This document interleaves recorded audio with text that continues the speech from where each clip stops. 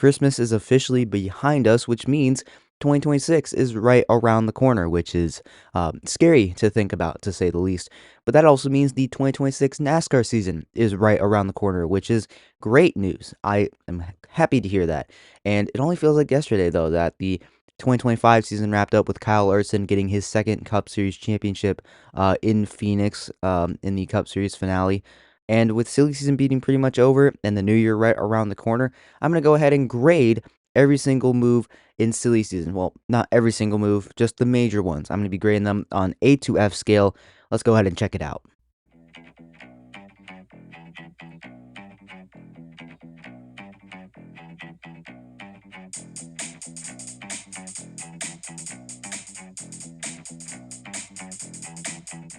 Let's go ahead and start out in the Craftsman Truck Series.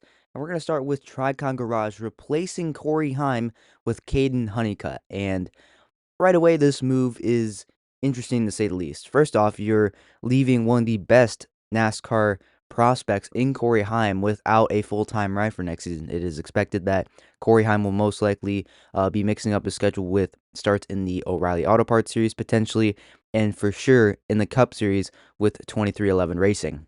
And to replace Corey Heim, you're bringing in a guy that was Corey Heim's Championship 4 contender, Caden Honeycutt, who transitioned over to Stuart Friesen's team, Halmar Friesen Racing, in the middle of the year after Stuart Friesen had a pretty terrifying dirt modified crash in Canada. So Caden Honeycutt needed a ride to continue his hunt for the Drivers' Championship, and Stuart Friesen needed a driver to get his team through to the Owners' Championship. And Caden Honeycutt and Stuart Friesen both delivered on that. And with that being said, replacing Corey Heim with Caden Honeycutt, I mean, personally, I want to give this move an A because I do really like Caden Honeycutt. I like him as a driver. I think he's really, really talented. But for right now, I feel like you're kind of swapping someone else that's slightly worse than Corey Heim, but not by that much. I mean, again, Caden Honeycutt in his first full-time season in the NASCAR Craftsman Truck Series made it to the Championship 4, didn't really do much in the finale. I mean, he was there up at the front competing with the other Championship 4 contenders, but it really wasn't much different than what we've seen over the past couple weeks from Caden Honeycutt.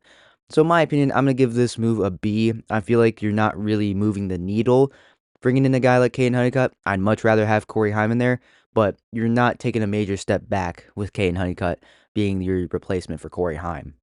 Now let's move on to Calling Racing and their Ram Truck Series program. And they brought in 3 guys so far to be full-time drivers, and they're going to have another driver revealed very, very soon, and then they're going to have that free agent truck. So start with Daniel Dye real quick. I'm giving him a B minus. I mean, for me, Daniel Dye doesn't move the needle as much as he did before. When he moved up to the O'Reilly Auto Parts Series with Calling Racing in the first place, I was pretty excited. I liked what I saw from Daniel Dye in his limited O'Reilly Auto Parts Series starts in 2024, but that really didn't come to fruition. Didn't see a lot of that in 2025. Now, going back down to the Truck Series, I mean, it's a good opportunity for him to potentially kind of rebuild his stock because I think Daniel Dye does have a lot of talent. It's just, can he do much with it? And 2025, he didn't really do that. 2024 in the Truck Series, didn't see a whole lot with McAnally Hilgeman Racing. So for Daniel Dye, I'm just looking for him to improve. But with this move with Calling Racing, I'm going to give it a B minus. Just doesn't really move the needle for me, but I can't see how it's a terrible move. Brendan Queen, though, joining Calling Racing. That is an A-plus move. I really like Brendan Queen. He's a really good short track racer. He's kind of doesn't have that big personality like some of the other guys would. Maybe like a Connor Jones, for instance, or a Ben Rhodes after he won his championship in 2023. So I do like the move. Brendan Queen, I think, is extremely talented. Kind of reminds me of a Josh Berry, a little bit older of a prospect. He's going to be 28, I believe, next season. A little bit older, but has a lot more experience in racing. Can kind of help teach guys like Daniel Dye to give them some more experience, take him under his wing, something like that. But I think bringing in Brendan Queen is an A-plus move by Calling Racing. And bringing in Justin Haley as well. I mean, for Justin Haley, it is a step back career-wise, but it almost feels like a second chance with Calling. I mean, Justin Haley has a relationship with Calling Racing, Chris Rice, Matt Calling. He does know them. He's very familiar with the organization. And going back down to the Truck Series after losing his ride at Spire, this could be a fresh start for Justin Haley. I really like Haley. I think that he is a Cup Series talent. I think he has enough talent to get there. And I think with calling, he could be that guy that helps anchor this Truck Series program alongside Brendan Queen. Again, he's not as old as Queen. I think he's going to be 25 next year, I'm pretty sure. So he's a little bit younger than Queen, but he's older than Daniel Dye, but has way more experience in NASCAR than either of them. So I think Justin Haley, with his experience in NASCAR, is very, very good. I do like him going down to the Truck Series. His expectation, though, is going to be to compete at the front and potentially compete for wins, not just on drafting tracks. So I do like this move. I'm going to give Justin Haley, going back to calling in the Truck Series, an A for both sides. Moving on to Front Row Motorsports. They're keeping their lineup the same with Lane Riggs and Chandler Smith. Chandler Smith did kind of have to wait until that lawsuit got resolved before he had to re-sign that contract. But I do like this move. Lane Riggs almost got to the championship four. Chandler Smith made the playoffs. Very solid. I really like Chandler Smith and Lane Riggs. I believe they're really underrated NASCAR prospects. I think they can both get up to the Cup Series at some point in their careers. But either way, I think both sides reuniting is a good move. I'm going to give this move an A. Now for Spire Motorsports, they will be downsizing to 2 full-time trucks next season, the 7 and the 77, I'm pretty sure, next season. And it seems like their pipeline may have slowed down just a little bit. I mean, Raja Karuth is jumping up to the O'Reilly Auto Parts Series full-time next year. They don't have Nick Sanchez, but they haven't even really announced who is going to be in those trucks next season. I imagine one of those will be one full-time driver, and then another will be a rotating door of drivers. So that's probably most likely what they're going for here. But downsizing to 2 full-time teams after having 4 at the beginning of last season, which is kind of insane to think about. But right now, I don't know. It's very interesting. So I think for Spire, this could potentially help them get back to form next season with limited amount of teams. But downsizing to 2 full-time teams really kind of stalls out their pipeline. I'm going to give this a B minus. I'm not happy with it, but maybe this will end up being a good move for Spire next season. Next up, Nice Motorsports has signed Tyler Reeve, Connor Jones, and Parker Eatman to the number 42 truck, I'm pretty sure, next season. So they'll be kind of rotating in and out. I'm going to give this grade an A. An A minus. I do like Tyler Reeve. Connor Jones, I like the speed, just has a lot of maturing to do. And Parker Eatman, he's another short track guy, needs an opportunity. We've seen Nice do this before with guys like this. I'm pretty sure Ross Chastain came up through Nice Motorsports pipeline. They had Carson Hosvar. So I do like their development, Nice Motorsports overall. So I'm really excited to see what they do with this kind of rotating door. But I do like the drivers they're bringing in so far for next year. McAnally Hilgeman Racing made a couple moves, though. They re-signed Daniel Hemrick to drive the number 19 truck. That's a B plus for me. I mean, I don't see how it's going to be an active downgrade from last year. I can really see Daniel Dye kind of matching the performance from last season, getting a couple wins, competing in the playoffs, stuff like that, brings experience to the table. However, I did not like the move of signing Chris Wright to the full-time season. I really do not like that. I don't know why people are continuing to give opportunities to Chris Wright. Like, I know he brings sponsorship and funding, but, like, God, come on, guys. This doesn't make sense at all. Like, I want to give this an F, but there's always the chance that this move ends up being kind of okay. Maybe Chris Wright figures something out with a good team, but at this point, there's no excuses for Chris Wright. I'm going to give this a D. Like, I don't like this, but maybe it turns out okay. It's just I'm not enthusiastic about this at all in any way, shape, or form. But on the other hand, McAnally Racing bringing back Christian Eckes down to the Truck Series, that is an A-plus move for me. I know for Christian Eckes, this is probably not the direction he wants to go. He probably doesn't want to go back to the Truck Series, but he's going back to the Truck Series with a team he's already familiar with. He's not going to have the same crew chief, but he almost won a championship with the team. He lost it to Corey Heim and Ben Rhodes and Ty Majeski. So I I mean, he's going back to a familiar place to compete for a championship. I can't see how this is not a good move for both sides, for Christian Eckes or McAnally Hookman Racing. This is an easy A-plus move for me. Let's move up one division into the O'Reilly Auto Parts Series, starting out with Ryan Ellis signing with Young's Motorsports in the number 02 car next season. I'm going to give this a B. I mean, doesn't really move the needle. I don't really expect Ryan Ellis to compete. He's kind of just stuck around in NASCAR these last couple seasons, but at least he's getting a good opportunity with Young Motorsports, a team that is rapidly developing very, very quickly. I liked what they did it with Anthony Alfredo last year. We'll get to him in a little bit. So, well, this doesn't really move the needle for me, but I think it's a fun move. I'm interested to see how they'll do next year. However, for Ford overall as a manufacturer, losing RSS Racing, Haas, and AM Racing, that's an easy F. Like, how can they lose all three of their teams pretty much overnight? Like, they lost Haas, that got the dice rolling. Then they lost RSS Racing to go form an alliance with Haas to keep that alliance still going, and AM Racing just bowed out altogether. Like, I don't know where that came from. I mean, they were competing in the playoffs with Harrison Burton. I don't know how they can do that and just selling off their team. That doesn't make sense to me. So that's a clear F grade to me. Now, they did bring in Hettinger Racing and Sigma Performance Services Racing, but they're not going to really have one full-time driver per team. It's just going to be two full-time cars, one per team, and they're going to have a rotating door of four guys. Like, unless those guys are going to be competing for wins on a week-to-week basis, I just don't see how this works. I really don't.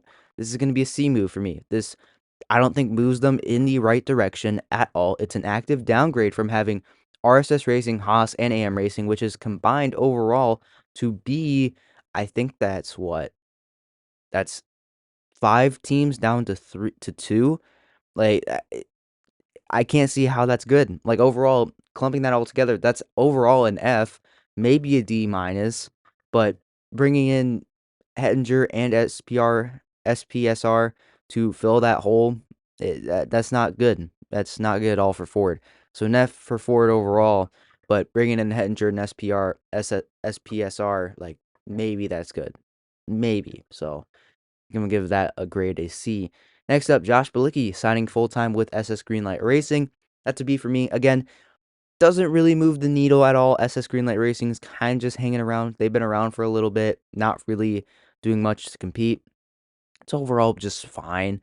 Like, I do like Josh Bilicki. I think he's a really good road course racer. I saw what he did with Joe Gibbs Racing at the Roval a couple years ago and was competing up at the front. So we know Josh Bilicki has talent. It's just he needs to be with a good team maybe to unlock that potential, whatever potential there is left.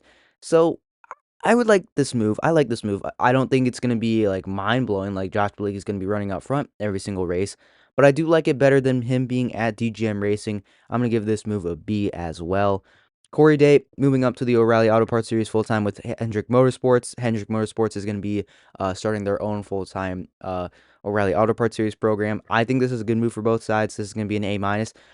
What Corey Day did wasn't mind blowing like everyone was expecting, but I feel like we put a little bit too much expectation on him. So maybe we need to back up a little bit, let him develop. I mean, the way he started wasn't very promising, but eventually, after he got some couple races under his belt, he did start running a little bit better.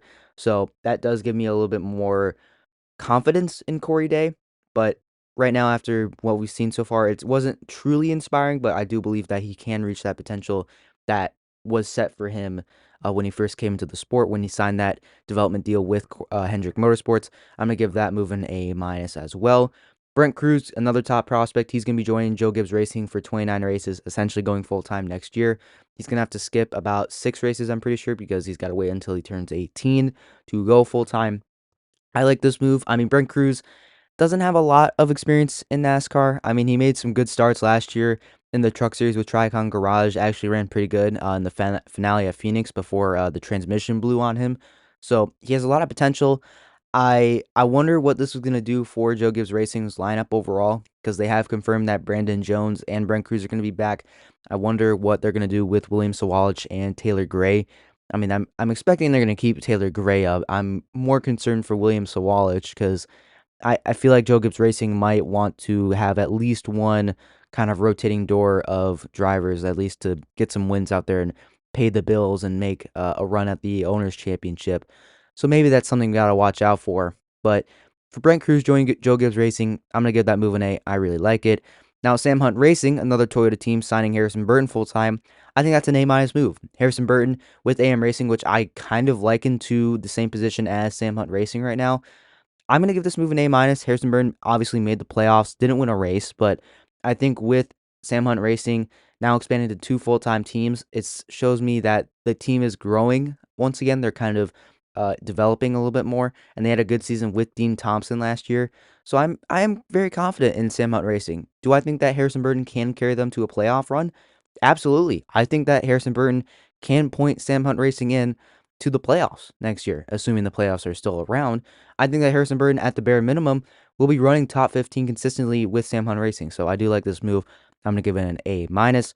Now, Big Machine Racing. Oh boy, I don't know what they're doing. They dropped Nick Sanchez and instead are bringing in Patrick Staropoli. I mean, this one's an easy F. Like when this news first dropped, I didn't understand the logic. I still don't. Like, it has to be something with the Bills that Patrick Staropoli is probably bringing in compared to Nick Sanchez. Yeah, it doesn't make sense. At least on a talent wise, performance wise, yeah, it still doesn't make sense. Like for Nick Sanchez, this has gotta suck. Like he did really good with Big Machine Racing this year, and now he's dropped. He's probably gonna be going back to trucks. Hopefully, like I haven't heard many rumors about it, so I'm hoping that he's gonna go back to the truck series. So that sucks for him. For Patrick Storopoli, this is a great opportunity, but it's definitely not like something like I'm truly excited about. I don't have a lot of expectations for Patrick Storopoli, only that he's if Big Machine Racing is choosing him over Nick Sanchez, he's got to be running better. Maybe. I just don't see it though. So I'm going to give this an F. I don't like this move at all. Now we got LeVar Scott going full time with Alpha Prime Racing next year in the 45. This is a B minus for me. I do like LeVar Scott. He's got obviously a big following. He's got a lot of support behind him from fans. He's a fan favorite in the Arkham Menard series. That's good publicity for Alpha Prime Racing. Overall, he doesn't move the needle for me. Kind of similar to Ryan Ellis, in my opinion. I do think that LeVar Scott has a higher potential than Ryan Ellis, but I just really haven't seen it. I didn't see it in his limited O'Reilly Auto Parts Series starts last year, but maybe he'll do that this year. I'm going to give it a B minus. Another rookie, Austin Green, will be finally going full time next year with Peterson Racing, the team that he ran with in the Arkham Menard Series last year. There's a couple things we do know about Austin Green. One, he's the second generation racer. He's a second generation racer, son of Jeff Green, I'm pretty sure. And two, dude can frickin' road course race. He is really good at road course racing, and we saw that with Jordan Anderson Racing last year. In my opinion, I thought that he was going to maybe go full time next year with Jordan Anderson Racing after I heard they were going to be expanding to 3 full time cars. I was thinking that maybe he's going to get one of those, maybe replace Blaine Perkins, or maybe he would just have 3 full time cars next year with 3 full time drivers. Like, I could have seen that happening. Instead, he's going to be going full time in the 87 with Peterson Racing, the team that he came up with. Uh, Again, going with Peterson Racing, I'm not sure how well they're gonna do, but I know Austin Green can drive on road courses, so I think I'm gonna give this a B. I don't like the exact pairing at this moment. Maybe it'll turn out to be something good, but at this moment, I'm not extremely on board with it. I'm gonna give it a B though, because I do like Austin Green and I do like the potential that he does have.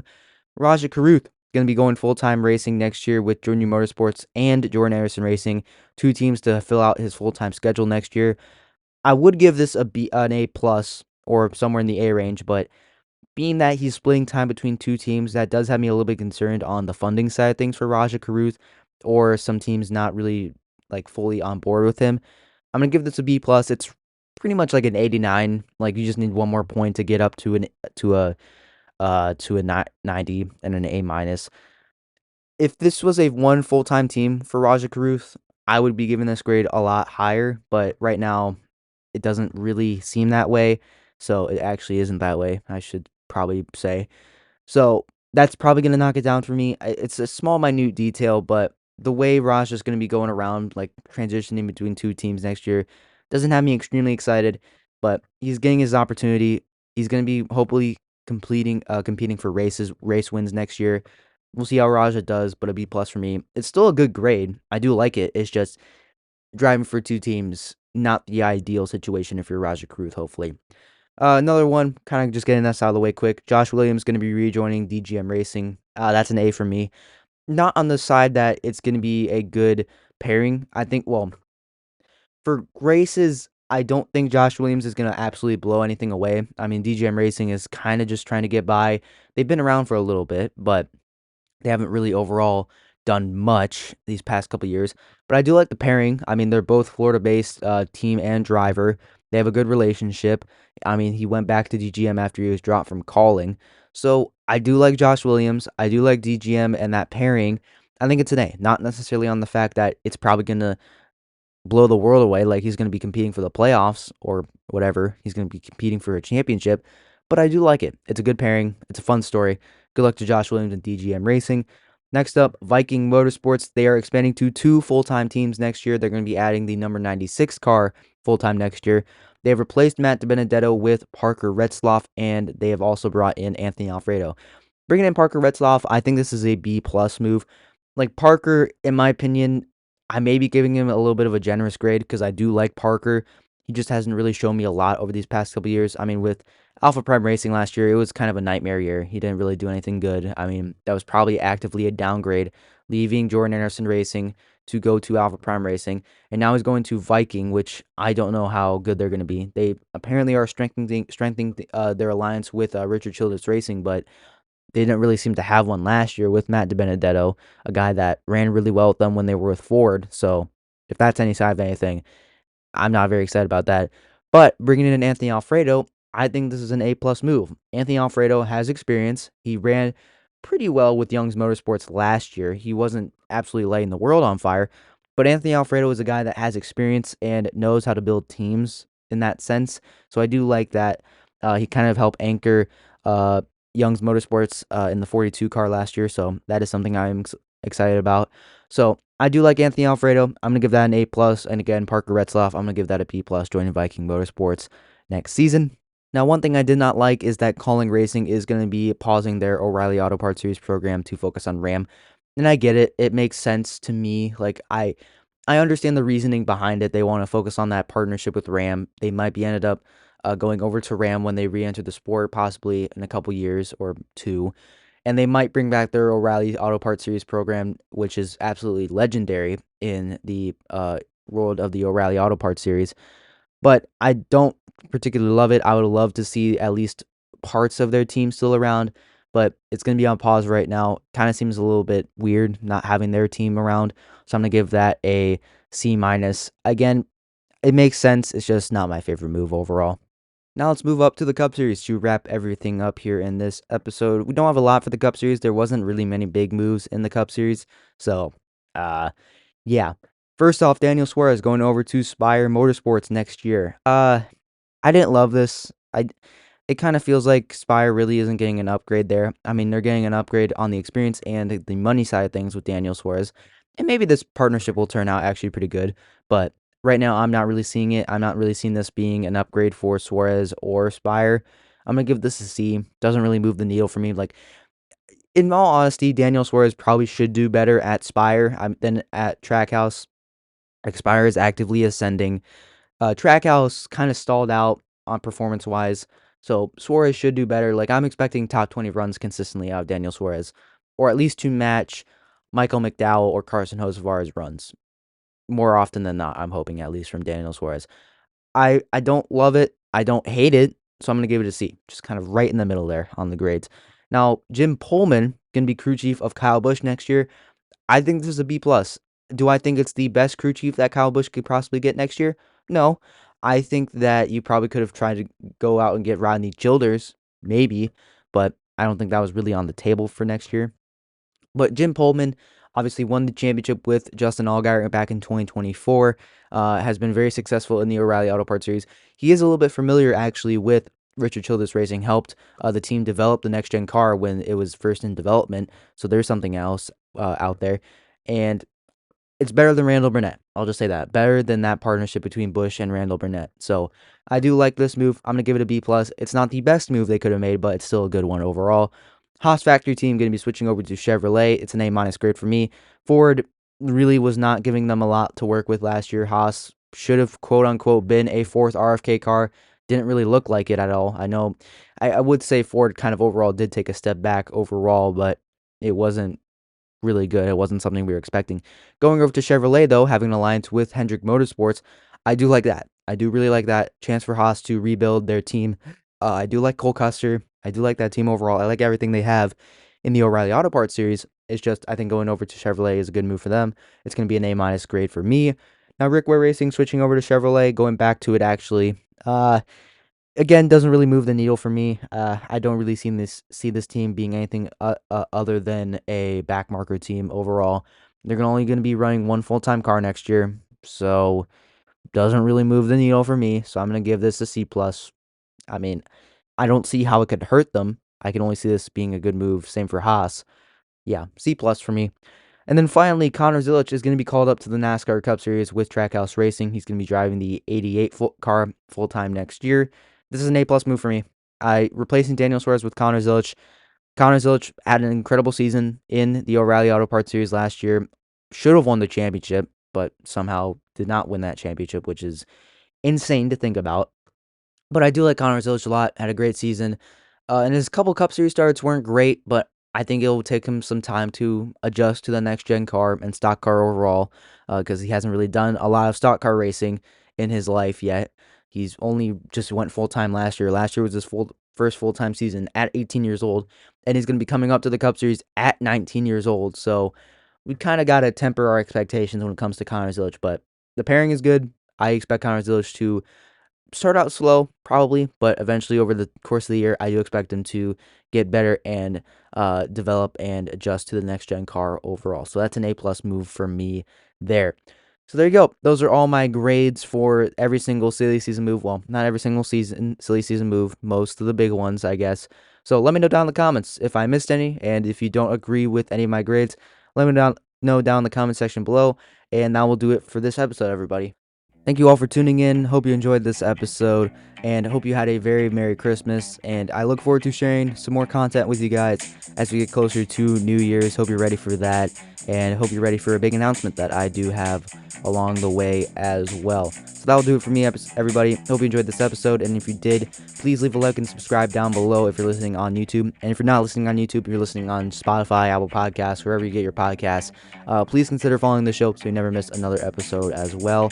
And go check out Talking Sports with Miles and Andrew, the other show I do, talking about sports, not just NASCAR. So baseball, basketball, football. Football's in full swing right now. The playoffs are right around the corner. So go check out Talking Sports. They also got a YouTube channel as well. So go check that out. I'll probably have that link down below. If not, sorry. Sometimes I forget. So anyways, thank you for tuning in. I'll see you in the next episode, everybody. Take care.